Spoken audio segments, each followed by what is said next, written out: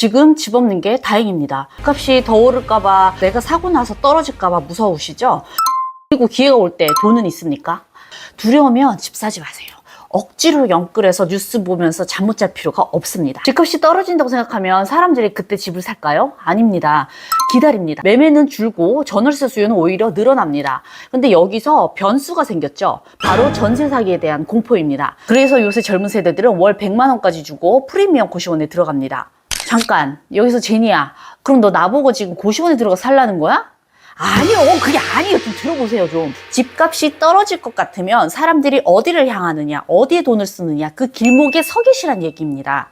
아파트는 세금 구조도 복잡합니다. 재산세, 종부세, 양도세, 머리 아픕니다. 근데 같은 부동산이면서도 가격이 아니라 운용으로 돈을 버는 구조가 있습니다. 그중 하나가 제가 하고 있는 고시원입니다. 세금만 내다가 하락장 맞는 다주택자보다 공간 운영으로 현금 흐름 만드는 고시원 원장이 하락장에서 훨씬 강합니다. 저는 제 고시원 건물주의 건물 월세보다 2배를 법니다. 그분은 시세가 오르기만을 기다리지만 전 몇십 개 호실의 그 공간을 경영하면서 매달 현금을 뽑아내기 때문이죠. 물론 참외 하나가 구르는 것보다 수박 하나 구르는 게 훨씬 그분이 부자는 더 빨리 되죠. 집값이 떨어질 것 같다면서요. 그 부동산 시장이 하락할 때까지 내 자금을 확보하고 따박따박 현금 흐름을 만들어내기에 이보다 유리한 전략이 없습니다. 자, 지금 당장 구독과 좋아요 눌러주시면 바로 본론으로 들어갑니다. 컷! 고시원 영업 4년차, 그리고 전체 110호실, 그리고 원루명, 미니루명, 여관 등등 다양한 숙박업을 운영해본 이 매운맛 제니가 알려드리겠습니다. 고시원은 집값이 오르든 떨어지든 핵심은 매매 차익이 아닙니다. 바로 현금 흐름입니다. 종부세, 재산세도 없고요. 소득에 대한 세금만 부과가 됩니다. 집값이 안정될 때까지 버틸 수 있는 현금 흐름이 정말 매력적이죠. 자, 첫째, 놀라운 수익률.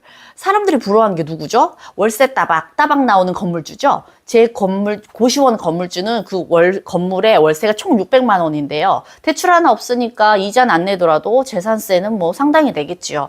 저는 제 40명 고시원 입실자들한테 받는 총 입실료가 평균 1250만 원 정도 됩니다. 이미 2배 넘어섰죠. 고시원 평균 수익률은 20% 이상이라고 보시면 됩니다. 그래도 이건 외식 자영업자들 평균 이익률의 2배입니다. 둘째, 자유로운 시간 활용. 저는 솔직히 한 달에 한 번 출근합니다. 홍보는 네이버로 하니까 알아서 문의가 오고요. 입퇴실도 다 전화나 카톡으로 합니다. 필요한 물품은 다 쿠팡으로 로켓 배송을 시키고요. 물론 청소는 전문 업체가 주 3회 와서 해줍니다. 제가 청소는 잘 못하거든요. 청소는 이제 전문가한테 위임하고 저는 이제 운영과 안내에 집중을 하는 거죠. 제 입실자 중에 성실하신 분이 한 분 계세요. 그래서 이제 그분한테 뭐 택배로 시킨 비품 정리해달라고 하거나 보충해달라고 하거나 가끔 화장실 막힘이나 뭐 간단한 수리 정도는 해결해 주십니다. 그래서 대신 이제 문제가 생기면 무조건 제가 달려가서 대응합니다. 그러니까 이제 이런 생각도 합니다. 이렇게 일 안 하고 돈 벌어도 되나? 그리고 세 번째, 집값이 떨어지던 오르던 안전한 운영. 집값에 따라 내 자산도 변동이 되면 그것만큼 불안한 것도 없어요. 집값이 오르면 더 싼 금액으로 방을 찾는 수요가 있고요. 오른다고 해서 싼 방을 찾는 수요. 그러니까 예를 들어 대학생, 1인 세대, 실습생, 단기 출장, 직장인, 현장 근로자 등 단기 거주 수요도 줄지 않습니다. 넷째, 낮은 경쟁 구도. 자, 드라마 김부장에서 주인공이 대출이자 때문에 대리운전 시작하죠. 왜 그랬을까요? 택시기사처럼 면허가 필요 없기 때문입니다. 고시원 사업도 허가 같은 소방 필증이 필수입니다. 그래서 경쟁 자체가 낮습니다. 예전과 달리 고시원의 소방법이 과거에 비해서 엄격해지면서 수익률은 낮아지고 이제 비용은 비싸져서 기존에 허가를 받은 고시원 인수하는 게 훨씬 유리해진 상황이 법적으로 하드웨어적으로도 그렇지만 심리적으로도 유리합니다. 왜냐면 아직도 고시원 운영이라고 하면 심리적으로 부담을 느끼시는 분들이 상당합니다. 그게 아직도 우리한테는 기회라는 거예요.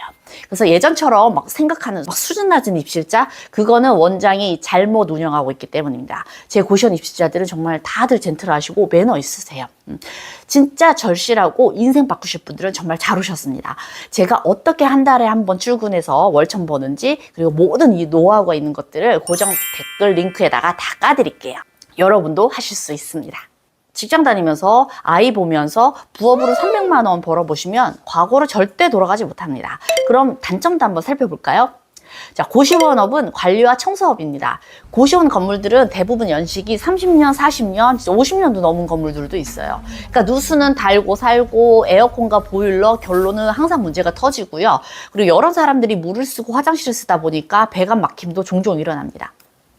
예전 원룸형을 운영할 때는 쓰레기방 당첨에다가 막 개별 화장실 막 누수 대고, 지금은 노하우가 있어서 괜찮지만 그때 초반에는 정말 막 울고 싶더라고요. 도망가고 싶고. 한두 번이 아니었어요. 퇴실한 입실자가 막 쌓아놓은 쓰레기 같은 방을 막 치우다 보면 막 화가 나기도 하고 막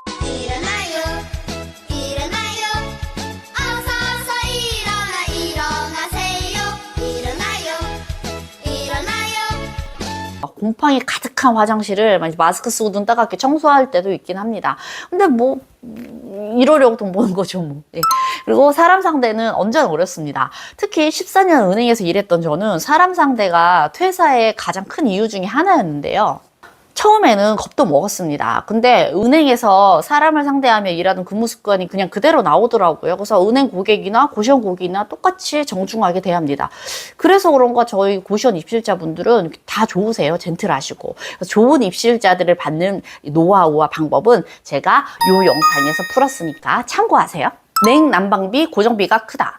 한 달에 월천 벌어도 여름 전기세가 300만 원, 겨울 도시가스비가 300만 원 이렇게 나오면 사실 허리 휘청입니다. 이 전기세를 아끼자고 요즘 이제 최신식으로 바꾼다고 하더라도 이게 상업용 에어컨이다 보니까 보통 1,000만 원 이상 교체 비용이 들어요. 쉽지 않죠. 그래서 냉난방비가 안 드는 간절기에 수익을 잘 관리를 해야 냉난방비 부담이 덜합니다.